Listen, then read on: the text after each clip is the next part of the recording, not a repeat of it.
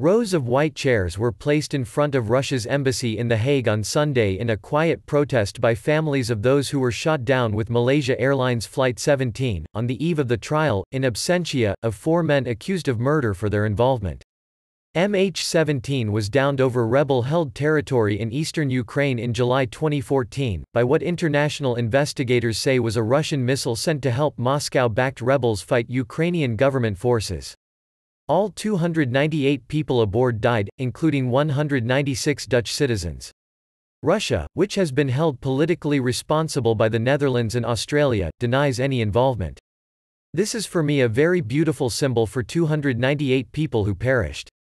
They are gone. My brother never returned, said Pete Ploeg, whose older brother Alex died in the crash. The idea of the action is to make perfectly clear to the Russian state that they have to cooperate with the investigation. Embassy officials did not comment. Last week a spokesman for President Vladimir Putin said the Kremlin would wait for the outcome of the trial, but that it doubted the objectivity of the Dutch-led investigation. Those present observed 2 minutes of silence. White roses were placed on some of the chairs, and placards stood in the field. One read, "The truth, the whole truth, and nothing but the truth," and was accompanied by a single white rose. Victims have been incensed by Russia's denials of involvement in the conflict in Ukraine, its vote to block the establishment of a UN court for MH17, and its steadfast rejection of any responsibility for the downing of the plane.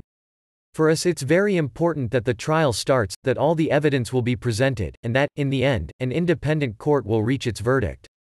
That the world will know what happened, why it happened, and who was responsible. What was the role of Russia, said Ploeg. The empty chairs, one for each victim, also symbolized the 4 suspects' absence from the court. They are believed to be in Russia, which will not extradite them, and it is not clear whether any of them will conduct a defense.